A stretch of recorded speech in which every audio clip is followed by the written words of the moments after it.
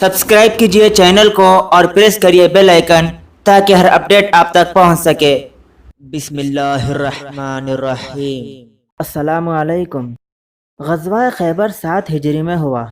खैबर का शहर मदीना तैयबा से शुमाल की जानिब तकरीबन 150 किलोमीटर के फासले पर है।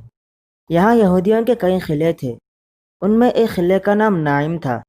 उस किले के मुहासरे के दौरान में एक हबशी ग़ुलाम असलम ने इस्लाम कबूल कर लिया। उसने इस्लाम कैसे कबूल किया, आइए एक दिलचस्प वाक़या सुनिए। उसके यहूदी मालिक का नाम आमिर था। ये उसकी बकरियां चराया करता था। असलम ने अहले खैबर को जंग की तैयारी करते देखा तो पूछा, ये आप किसके खिलाफ जंग की तैयारी कर रहे हैं? यहूदी कहने लगे, हम उस शख्स से जंग कर रहे हैं जो अपने आप को नबी ख्याल करता है। असलम ने इस बात को अपने जहन में रख लिया। वह हक़ का मुतलाशी था।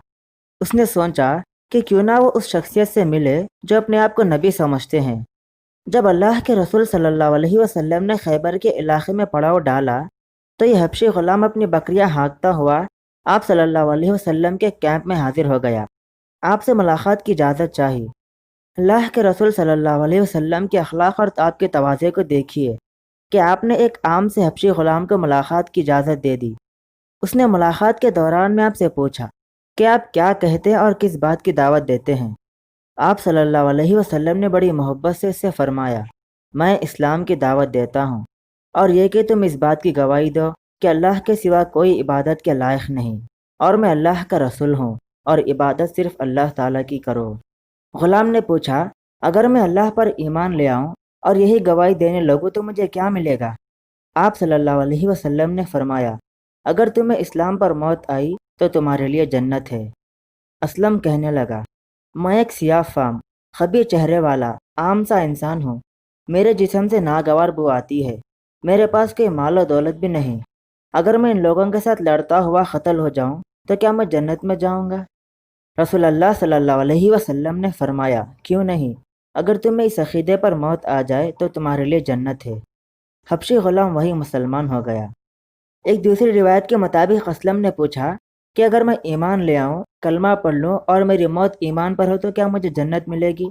अल्लाह के रसूल सल्लल्लाहु अलैहि वसल्लम ने से फरमाया कि हाँ, क्यों नहीं। उसने उसी वक्त कलमा पढ़ लिया और मुसलमान हो गया। असलम कहने लगा, अल्लाह के रसूल सल्लल्लाहु अलैहि वसल्लम, ये बकरियां मेरे पास अमानत है, इनके बारे में मैं क्या करूं? अल्लाह अकबर। दोस्तों, अमानत और दियानतदारी इसका नाम है। आप सल्लल्लाहु अलैहि वसल्लम हालत जंग में हैं। इन बकरियों पर अगर चाहते तो कब्जा कर लेते, कौन पूछ सकता था। मगर यह भी आला अखलाक में से है कि आपने उस हबशी चरवाहे से फरमाया कि इन बकरियों को फौजी कैंप से बाहर निकालो, फिर उन्हें हाँक दो, उन्हें कंकरियाँ मारो। अल्लाह ताला तुम्हारी तरफ से यह अमानत अदा कर देगा। असलम उसी वक्त खड़ा हुआ, ज़मीन से कंकरियाँ ली और उन्हें बकरियों की तरफ फेंकते हुए कहने लगा, अपने मालिक की तरफ वापस चली जाओ। अल्लाह की कसम, मैं तुम्हारे साथ नहीं रहूँगा। वो बकरियां इकट्ठी होकर चल पड़ी और थोड़ी देर में किले में दाखिल हो गई।